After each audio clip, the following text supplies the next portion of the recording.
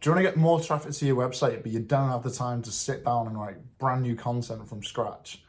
The good news is you could potentially be sat on a gold mine with content that already exists on your website. You just need to know how to update it properly.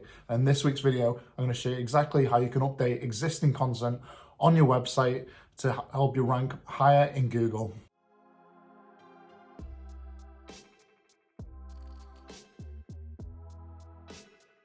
Before we get started in the video, don't forget to press subscribe below so you keep up to date with the most recent uploads. It really does help us out in the channel and we really appreciate if you subscribe. So a good place to start in SEO is by updating your existing content. So it's pretty trivial going through a checklist of going through on-page SEO changes, it's going through a backlink profile, things like that.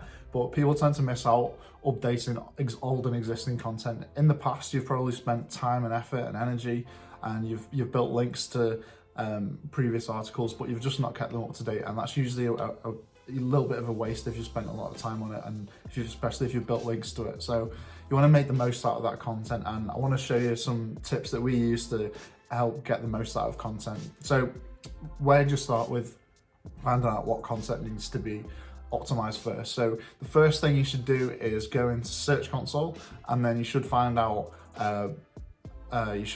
pages that have got a low click-through rate compared to the impressions. So you want to find a page that's got high impressions but a low click-through rate. So this means that when people are typing things in, you're showing up, but people just aren't clicking through.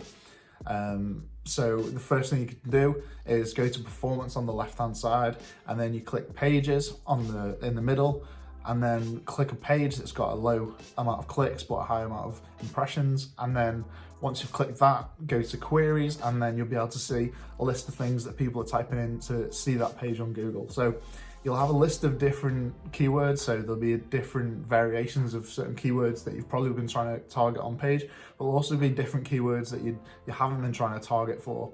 So this would be, if you haven't checked this before, it'd be quite interesting to find out what there actually is in there, what people are actually searching to find your content. So make sure that you include these keywords around your copy, so this can help increase the rankings for you. So you may be going for a target keyword, but over time, maybe what people are searching actually changes. So what you should do is take the keywords that are in the suggestion box, the queries box, and then dot them around the copy. So mention them every few hundred words or so. If there's a significant increase in, if there's a good ratio, like a good click-through ratio from a certain keyword, then maybe include it in the title tag or the URL structure, because that may be the best keyword to target for rather than what you're targeting for in the first place. So look into Search Console and then find the keywords in there, and then improve on that content. Start from there. Next thing you can do to improve your click-through rate is by changing the date on articles on your website. So when you're going through editing things, so I'm about to tell you a load of other things that you can do to update your content, but if you say, for example, you're just going through Search Console and you're adding in different keywords and things like that, you're improving your content, then what you should do is after those changes, you should change the date on those articles to the date that you've done it. So say you wrote an article in 2017 and now it's 2019, you want to update that for today's date. So you want to do that because if someone sees it in the search results that an article was from 2 years ago and there's one from last week, which one are people more likely to click on? It's more likely to be the newest one because they know that's more factually correct. So in Google, you've probably seen it before where it says the date of the published article. And for me personally, I'd want to read the most recent one. So, for example, if it was the definitive guide to Facebook ads, I'd want to see the most recent one. I wouldn't want to read something from 2 or 3 years ago. So, keep that in mind. Make sure you update the date on post once you update them, and you'll be good to go.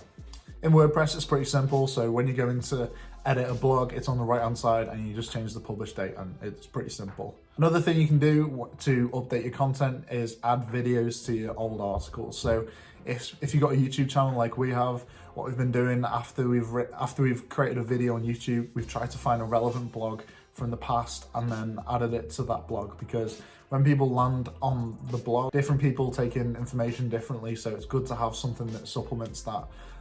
So it's good for your YouTube channel because people can go back to your channel and find your other videos and other content, and it also can keep people on the page for a little bit longer, so it's all good in both ways.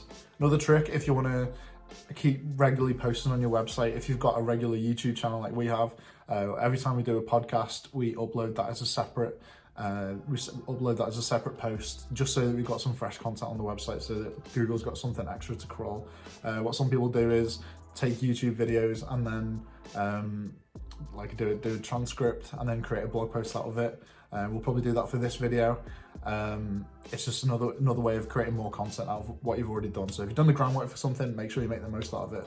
The last point that I'm going to make is all about repurposing content, so you should definitely stick around for that step. Next point is, it's something really trivial. It is just fixing grammar and spelling and punctuation, that kind of thing. Just the simple things. It's not a direct ranking factor in Google, but it could be something that comes up in the future.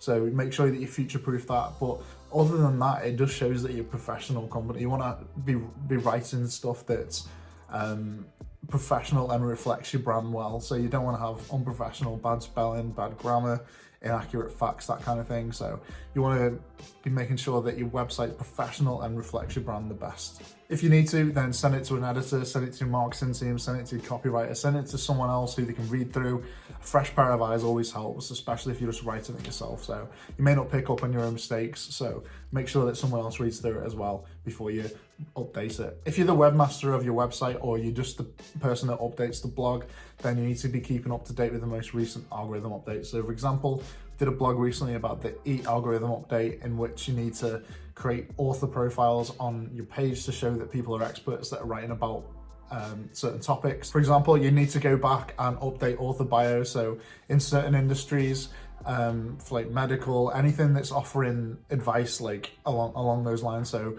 anything to do with health, wealth, things like that, you need to update the author bio so that it shows the credibility. So it needs to show any accreditations, it needs to show that you're a valuable, credible source. So you need to be reading up on those kind of topics and making sure that you're up to date as well. The next point is updating links, so internal and external links. So for those who don't know, an internal link is basically just a page linking to another page.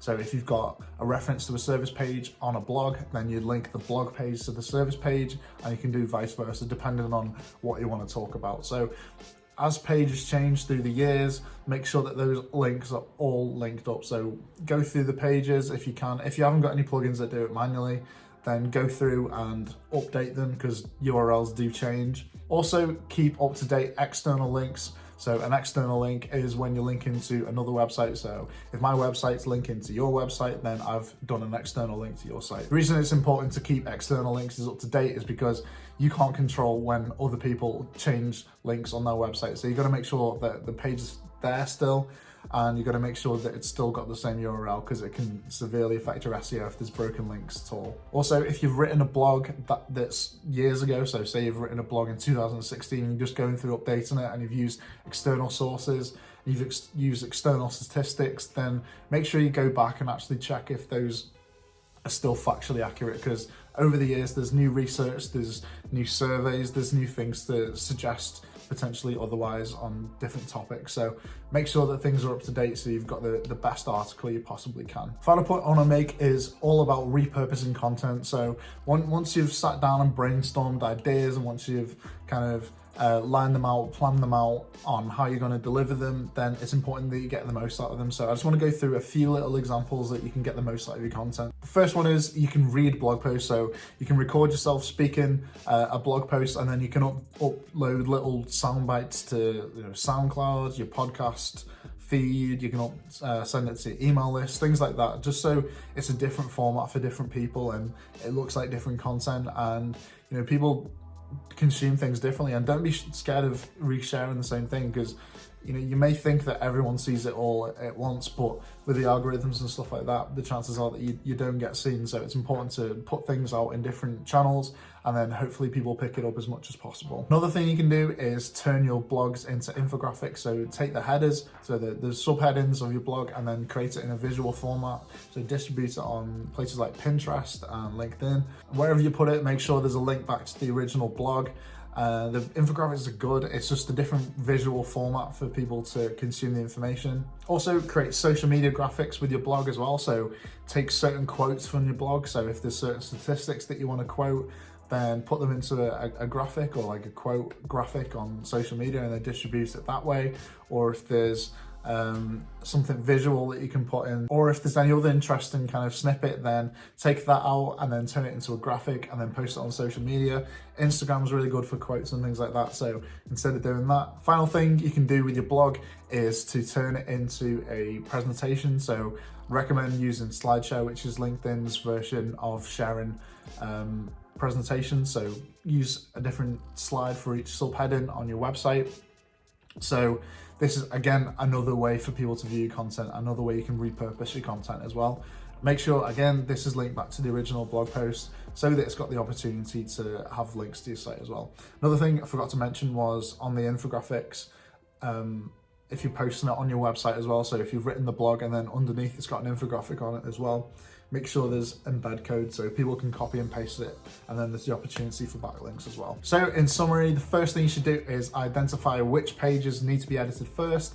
Second of all, do the changes, so dot around the keywords that you need to dot in, check the internal links, add videos in.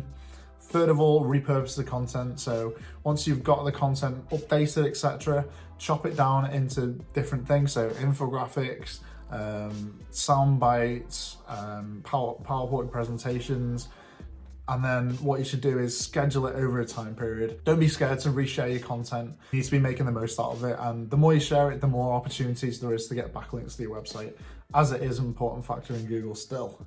So that's the end of this week's video. Hope you've enjoyed it. Please don't forget to press subscribe, and I'll see you in the next video. Thanks for watching.